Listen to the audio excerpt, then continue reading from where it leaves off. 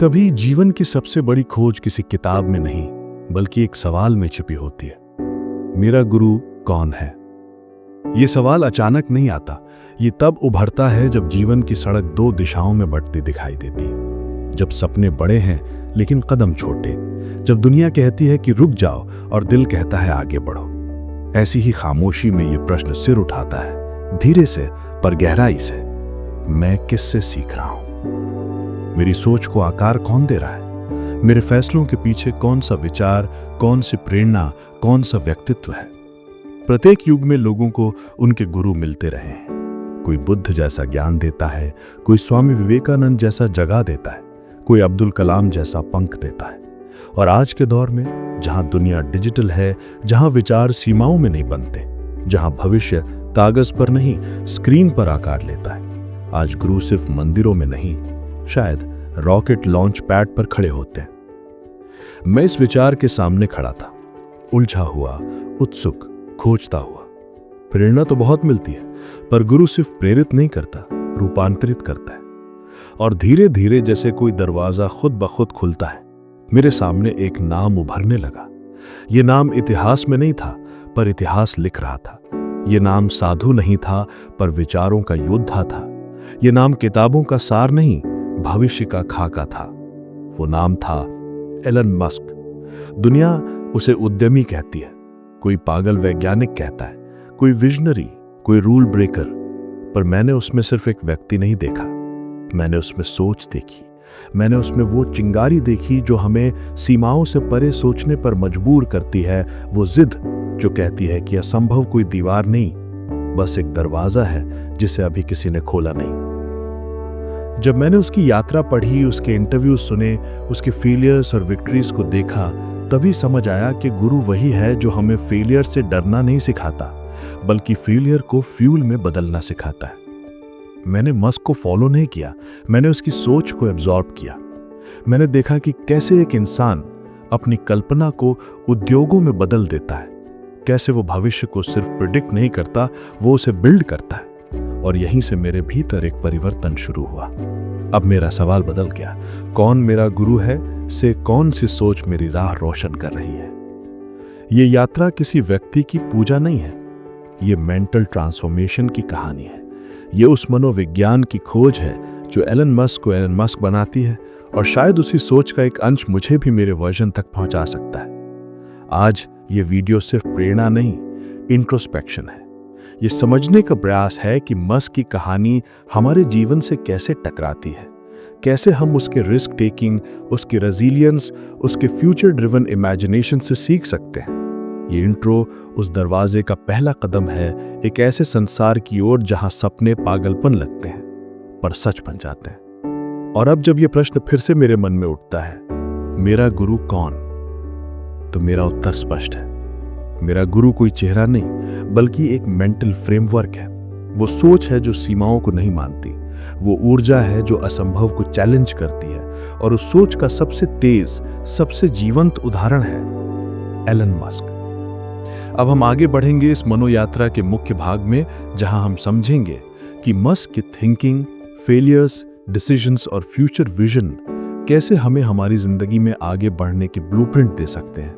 ये बस शुरुआत है, वास्तविक परिवर्तन तो अंदर आगे खुलेगा। जब हमने ये स्वीकार कर लिया कि गुरु कोई व्यक्ति नहीं बल्कि विचारों का स्रोत होता है, तब पहला पाठ जिसे समझना जरूरी है वो है असंभव को संभव मानने का साहस।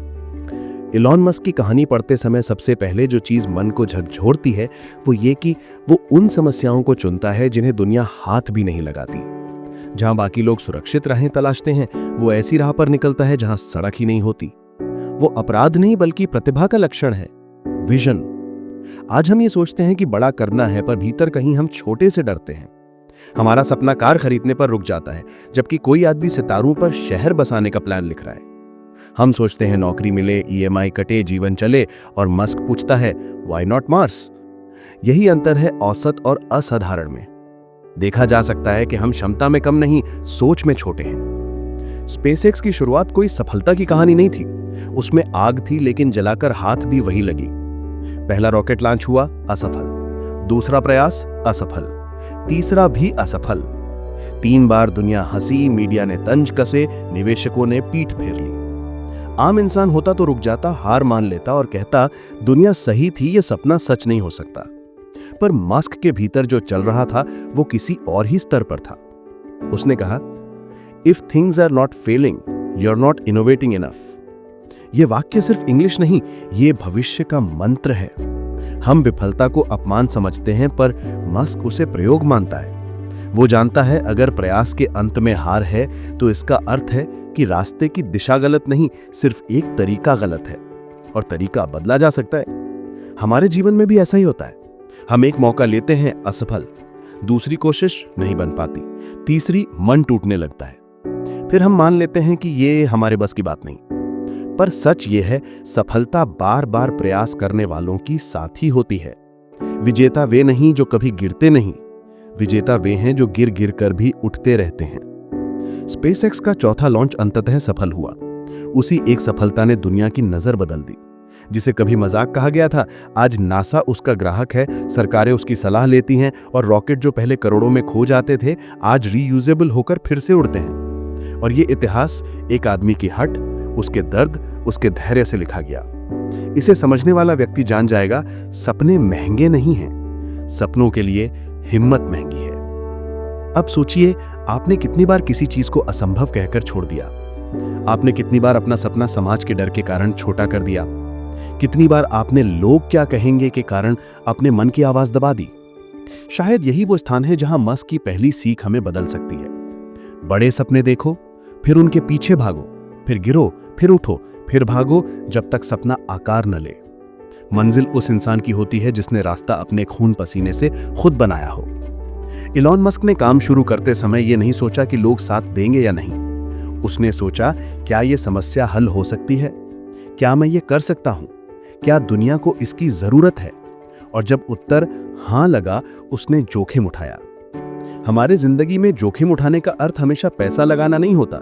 जोखिम का मतलब होते हैं नई स्किल सीखना, करियर बदलना, कंटेंट बनाना, बिजनेस शुरू करना, नए शहर जाना, कुछ ऐसा करना जिसका आउटकम निश्चित नहीं। हर बड़ी लीप अनिश्चितता से जन्म लेती है। जो सर्टेनिटी चाहते हैं वे बराबरी तक पहुंचते हैं, जो अनसर्टेनिटी एम्ब्रेस करते हैं वे ऊंचाइयां छूते हैं। अब सोचिए, अगर मस्क सेफ रूट लेता तो क्या होता? ना टेस्ला होती, ना स्पेसएक्स, ना रीयूजेबल रॉकेट्स, ना एआई न्यूरोसाइंस इंटरफेस। दुनिया वैसी की वैसी रहती।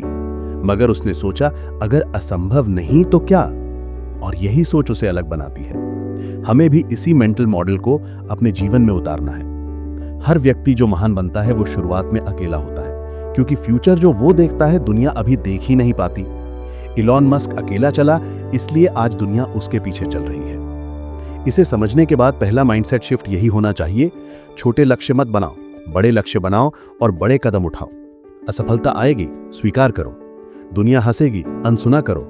डर लगेगा, फिर भी करो, क्योंकि डर का अंत ग्रोथ की शुरुआत है। मस्क हमें सिखाता है, दुनिया बदलना रॉकेट साइंस नहीं, रॉकेट साइंस भी इंसान की मेंटल विलिंगनेस का परिणाम है। इस भाग का सार ये नहीं कि हम रॉकेट बनाएं, सार ये है कि हमें अपना छोटा सा पर्सनल स्पेसएक्स बनाना चाहिए। एक सपना इतना बड़ा कि गिरावट भी गर्व बन जाए, एक लक्ष्य इतना ऊंचा कि पहुंचने से पहले हम बेहतर इंसान बन जाएं। हर सुबह खुद से पूछो, क्या जो मैं कर रहा हूं वो सुरक्षित है या साहसी? क्या मेरा सपना सोसाइटी फ्रेंडली है या फ्यूचर चेंजिंग? क्या मैं असंभव को डर कर देख रहा हूं या चुनौती देकर? क्योंकि सच ये है, जहां असंभव शुरू होता है वहीं गुरु की शिक्षा गहरी होती है। भाग 1 का यही निष्कर्ष है। इलॉन मस्क ने मुझे ये नहीं सिखाया कि कैसे जीना है, उसने ये सिखाया कैसे सपने देखने हैं, कैसे सीमाएं तोड़नी हैं, कैसे असंभव को हाथ में लेकर उसे शेप देना है।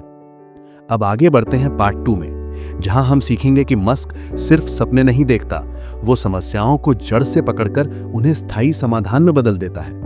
और ये स्किल, ये विजन, ये एनालिटिकल करेज कैसे हमारी खुद की जिंदगी को ट्रांसफॉर्म कर सकता है। सपने तभी वास्तविक बनते हैं जब हम समस्याओं की जड़ पकड़ते हैं। इलोन मस्क की सोच की सबसे ताजी, सबसे अद्भुत विशेषता यह है कि वो लक्षणों का इलाज नहीं करता, वो बीमारी की जड़ ढूंढता है। जहां लोग सतह देखते हैं, मस्क गहराई देखता है। जहां दुनिया प्रॉब्लम की शिकायत करती है, मस्क रूट मैकेनिज्म बदल देने की बात करता है। दुनिया ने पेट्रोल और डीजल की समस्या पहचानी, पर समाधान ढूंढते समय ज्यादातर लोग सोचते रहे माइलेज बढ़ाओ, एमिशन कंट्रोल बनाओ, फॉसिल फ्यूल पर निर्भरता धीरे धीरे कम करो। यह सब सूत्रीकरण था, हीलिंग नहीं। मस्क ने पूछा, अगर पूरा वाहन ही पेट्रोल पर ना चले तो? अगर कार दुनिया की नहीं भविष्य की भाषा बोले तो? और टेस्ला जन्मी। दुनिया ने स्पेस को एक्सक्लूसिव मान लिया था। सरकारी कंट्रोल, भारी budget, decades long testing, failure का डर। मस्क ने समस्या में अपॉर्चुनिटी देखी। उसने पूछा, अगर रॉकेट रीयूजेबल हों तो स्पेस ट्रैवल वैसा होगा जैसे हवाई जहाज उड़ाना। अगर स्पेस कॉस्ट 90% कम हो जाए तो मानवता का भविष्य बदल नहीं जाएगा? और स्पेस एक्स ने वही कर दिखाया। समस्या सतह पर थी, स्पेस मिशन महंगा है। मस्क ने गहराई में देखा, महंगा इसलिए है क्योंकि रॉकेट एक बार इस्तेमाल होते हैं। वो लक्षण नहीं, कारण पर काम करता है। और यही लेसन हमारी जिंदगी में उपयोगी है। हम अपने जीवन में सिम्टम्स पर काम करते हैं, रूट पर नहीं। यदि किसी को कॉन्फिडेंस नहीं है, वो मोटिवेशनल कोट्स देखता है, वो मिरर एफर्मेशंस पढ़ता है, वो स्पीच सुनता है, पर असली कारण ये नहीं है कि वो कॉन्फिडेंट नहीं। असली कारण ये है कि उसने खुद को प्रूव करने के लिए छोटे कठिन स्टेप्स ही नहीं लिए। कॉन्फिडेंस थोड़े सफल अनुभवों से उपजता है, शब्दों से नहीं। रूट प्रॉब्लम है एक्शन की कमी, ना कि सेल्फ बिलीफ की कमी। यदि हमें पैसे कमाने में कठिनाई होती है, हम कंप्लेन करते हैं कि इकोनॉमी खराब है, नौकरी कठिन है, कंपटीशन ज्यादा है। पर असली समस्या इकोनॉमी नहीं, असली समस्या स्किल गैप है, वैल्यू क्रिएशन की कमी है और माइंडसेट जो सैलरी बेस्ड सर्वाइवल पर टिकी है। रूट कॉज को समझोगे तो सोल्यूशन बनाओगे। यदि समय कम पड़ता है, हम watch time apps, productivity chart, planning notebooks खरीद लेते हैं। पर समय शॉर्टेज का कारण प्लानर की कमी नहीं, गैर जरूरी कामों की अधिकता है। रूट कॉज ये है कि लाइफ प्रायोरिटीज अनक्लियर हैं। इलॉन मस्क ने मुझे सिखाया, सिम्टम का इलाज टेम्पररी होता है, रूट का इलाज परमानेंट। अब जब यह समझ आ गया तो आगे का कदम और गहरा है। रूट कॉज आइडेंटिफाई करने की स्किल डेवलप करना। रूट कॉज थिंकिंग कैसे सीखी जाए? Musk model. वाई को बार बार पूछो जब तक वास्तविक कारण न दिखे।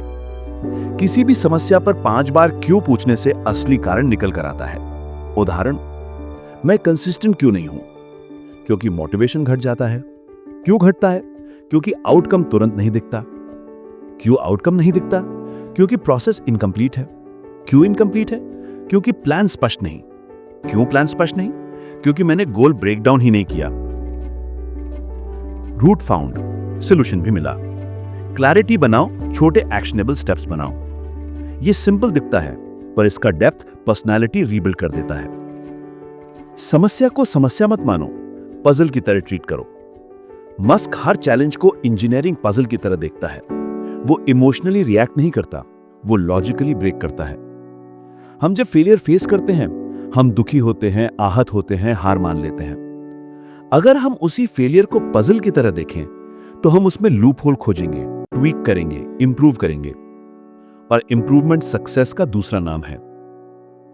कंफर्ट जोन को डिसरप्शन की आदत डालो। रूट प्रॉब्लम सॉल्विंग वहां शुरू होती है जहां कंफर्ट खत्म होता है। मस्क रिस्क लेता है, डिस्कंफर्ट फेस करता है, अनसर्टेनिटी वेलकम करता है। इससे उसका माइंड डिफेंसिव नहीं, क्रिएटिव मोड में रहता है। हम सेफ एनवायरनमेंट में लिमिटेड क्रिएटिविटी जनरेट करते हैं, रिस्क एनवायरनमेंट में ब्रेक थ्रू सोच पैदा होती है। नॉलेज एब्जॉर्ब करो, सिर्फ मोटिवेशन नहीं। मस्क इंस्पिरेशनल वीडियोस नहीं देखता, वो फिजिक्स, एआई, प्रोपल्शन, इकोनॉमिक्स पढ़ता है। मोटिवेशन टेम्पररी है, नॉलेज स्केलेबल है, स्किल मार्केटेबल है, एग्जीक्यूशन ट्रांसफॉर्मेशनल है। हमने भी नॉलेज हंगर अडॉप्ट करनी है। हर समस्या को नवाचार के अवसर में बदलो। जहां लोग कठिनाई देखते हैं, वहां मस्क पॉसिबिलिटी देखता है। लोग ट्रैफिक को फ्रस्ट्रेशन मानते हैं, मस्क ने उसे हाइपरलूप बनाकर रेवोल्यूशन आइडिया बना दिया। यही मेंटल फिल्टरिंग हमें एक्स्ट्रॉर्डिनरी बनाएगी। यहां दूसरी बड़ी सीख पूरी होती है। समस्याओं पर रोना छोड़ो, उन्हें हल करने की कोशिश करो। प्रॉब्लम से डरना नहीं, डाइसेक्ट करो, ब्रेक डाउन करो, सॉल्व करो। क्योंकि सॉल्वर फ्यूचर बनाते हैं, कंप्लेनर्स प्रेजेंट में अटक जाते हैं। अब सोचो, यदि हम मस्क की तरह रूट अप्रोच अडॉप्ट करें तो हमारे रिश्ते मजबूत होंगे, हमारी प्रोडक्टिविटी बढ़ेगी, हमारी अर्निंग स्केल होगी, हमारा कॉन्फिडेंस नेचुरल बनेगा, हमारी ग्रोथ एक्सपोनेंशियल होगी। क्योंकि माइंडसेट फ्यूचर डिसाइड करता है, टूल्स नहीं। मस्क का गुरु उसके फेलियर्स, बुक्स, रिस्क्स, विजन है, और मेरा गुरु उसकी सोच, उसकी अप्रोच, उसकी फियरलेस क्लैरिटी। अब हम वापस उस पहले प्रश्न पर लौटते हैं जो इस पूरी यात्रा का बीज था।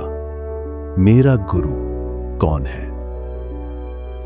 यह प्रश्न जितना सरल दिखता है उतना ही गहरा है, क्योंकि गुरु चुनना सिर्फ किसी महान व्यक्ति को पसंद करना नहीं होता। गुरु चुनना मन के भीतर एक दिशा चुनना होता है। इलॉन मस्क मेरे जीवन में एक व्यक्ति के रूप में नहीं, एक विचार के रूप में प्रवेश करता है। उसका नाम महत्वपूर्ण है, पर उससे ज्यादा उसकी सोच महत्वपूर्ण है। उसने मुझे रास्ता नहीं बताया, उसने मुझे सोचना सिखाया। उसने मुझे दौड़ने को नहीं कहा, उसने क्षितिज दिखाया। उसने मेरा हाथ नहीं पकड़ा, उसने मेरी हिम्मत खोल दी। और शायद यही एक सच्चे गुरु का कार्य है। गुरु वो नहीं जो हमें बिना गिराए चलाए, गुरु वो है जो हमें गिरने दे ताकि उठना सीखें।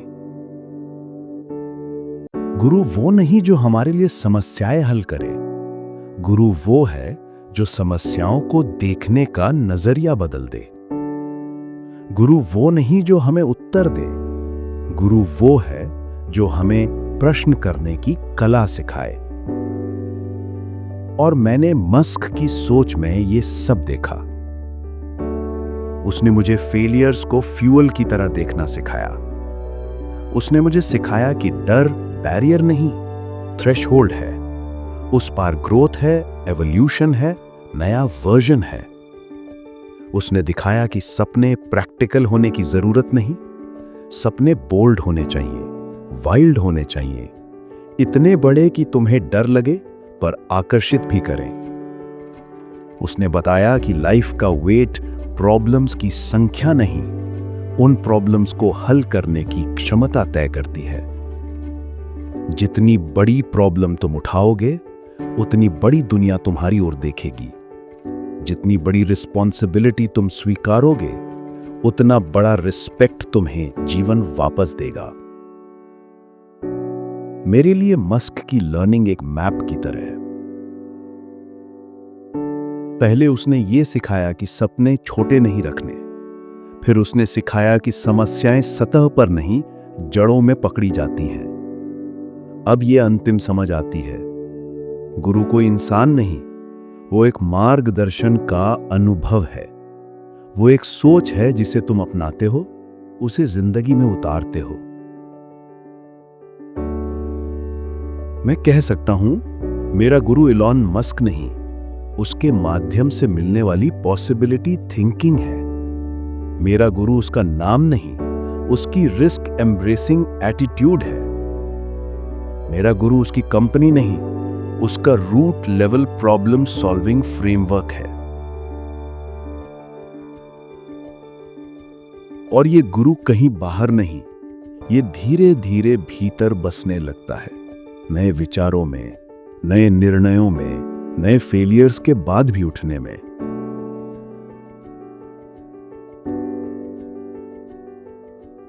अब अंत में मैं आपको एक बात कहना चाहता हूं।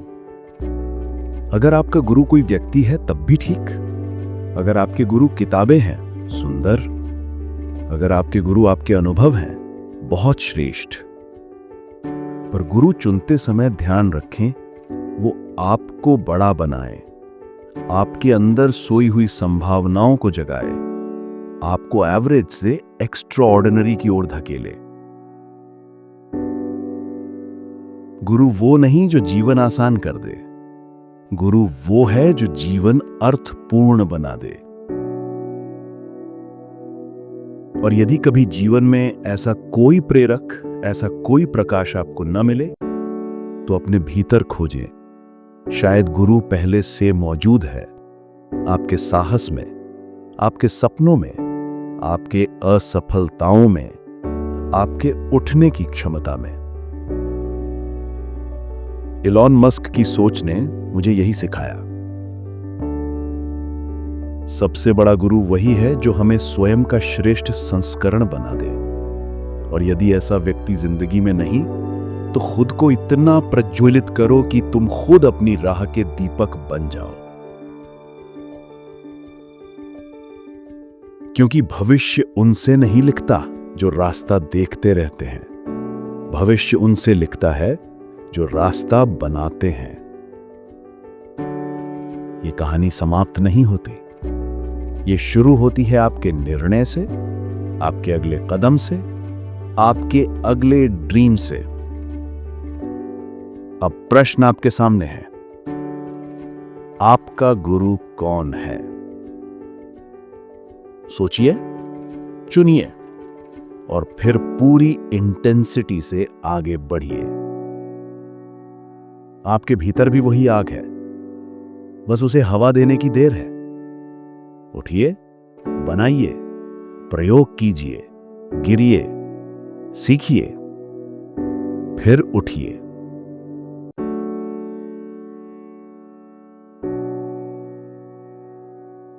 क्योंकि आपका भविष्य आपका इंतजार कर रहा है और आप उसे बनाने के लिए ही जन्मे हैं।